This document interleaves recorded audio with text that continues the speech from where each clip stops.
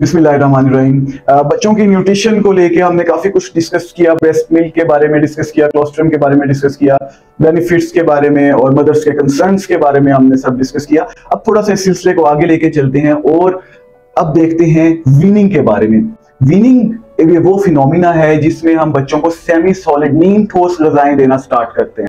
Exact time weaning का after 6 months है with in the normal children. लेकिन अगर बच्चा मेल नरिश्ड है, कमजोर है, दुबला पतला है तो 4 महीने पे भी हम उसको वीनिंग स्टार्ट कर देते हैं। अब वीनिंग में सबसे पहले तो जरूरी चीज है कि करनी कैसे है और देना क्या क्या है। नॉर्मली हम वीनिंग में मैश बनाना दे सकते हैं, केला आलू उबाल के उसको बॉईल करके उसको मैश करके वो दे सकते हैं।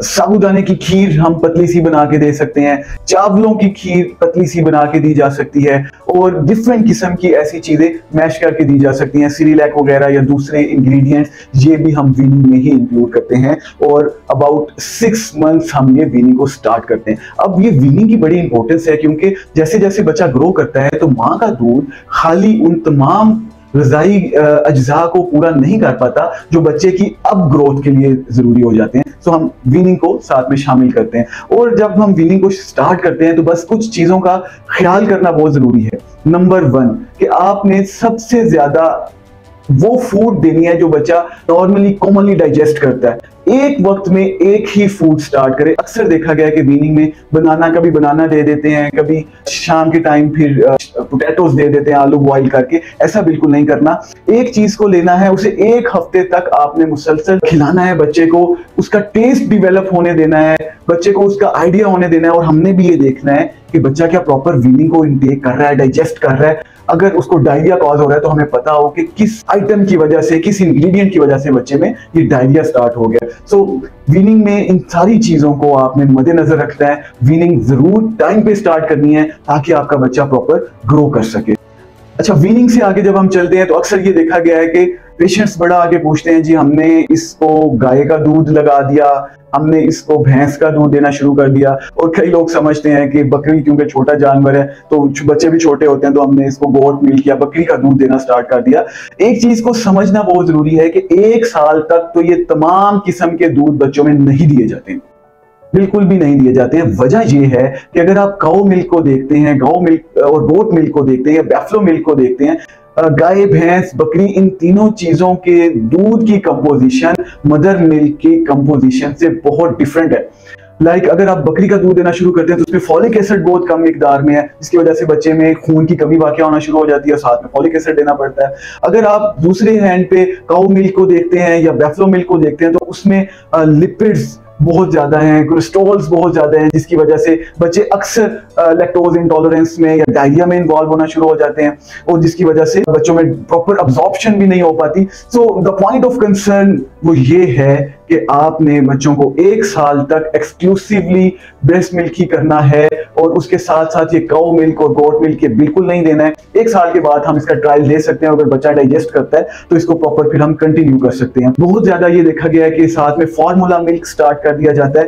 फार्मूला मिल्क आप बच्चों को दे सकते हैं या बॉटल मिल्क या डिब्बे का दूध जिसको हम कहते हैं वो पिलाया जा सकता है। लेकिन सबसे इंपॉर्टेंट बात इसमें डिस्कस करने की है कि जितनी क्वांटिटी डिब्बे पे लिखी हुई है उतनी क्वांटिटी में दूध दिया जाए, उतना ही पानी मिलाया जाए।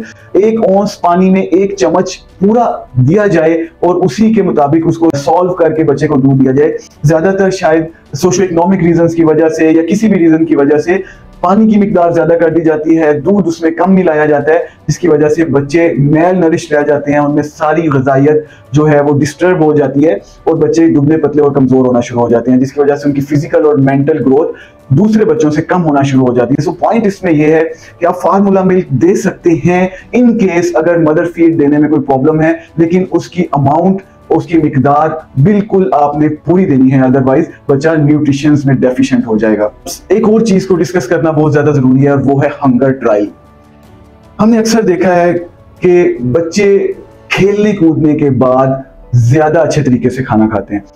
As comparison to those children जिनके पीछे माएं चम्मच ले लेके भागती रहती हैं। ऐसा बिल्कुल नहीं करना है। आपने बच्चे को जबरदस्ती फीड नहीं करना है, क्योंकि उसकी वजह से बच्चा जो है, एक तो उसकी मेंटल अटेंशन फीड की तरफ नहीं है, सेकेंडली बच्चे की भूख मर जाती है। सो ऐसा बिल्कुल नहीं करना है कि जबरदस्ती बच्चे के मुंह में आप ठोस रहे हैं और जबरदस्ती उसको खिला रहे हैं। उसका बच्चे को कोई ज्यादा बेनिफिट नहीं होता, क्योंकि वो मेंटली इस फीडिंग की तरफ वो राग़िब भी नहीं होता है उस वक्त। सो आपने बच्चे को पहले खेलने देना है, उसको प्रॉपर खेलने के बाद फिर आपने उसको खाने का ट्रायल देना है। इसको कहते हैं हम हंगर ट्रायल। और स्टडीज ये साबित करती हैं कि जब हंगर ट्रायल दिया जाता है तो उससे बच्चे की भूख भी बहुत ज्यादा अच्छी होती है, बच्चे प्रॉपर खाना भी इनटेक कर रहे होते हैं और बच्चे ग्रो भी बहुत ज्यादा अच्छा करते हैं। सो हंगर ट्रायल के बारे में भी डिस्कस कर लिया। ये सारी चीजें जो हैं हम न्यूट्रिशन में कवर अप कर चुके हैं। बच्चों की नॉर्मल न्यूट्रिशन के बारे में होपफुली आप इन सारी चीजों को फॉलो करेंगे और बच्चों को प्रॉपर बैलेंस डाइट देंगे ताकि वो फिजिकली मेंटली स्ट्रॉन्ग रहें।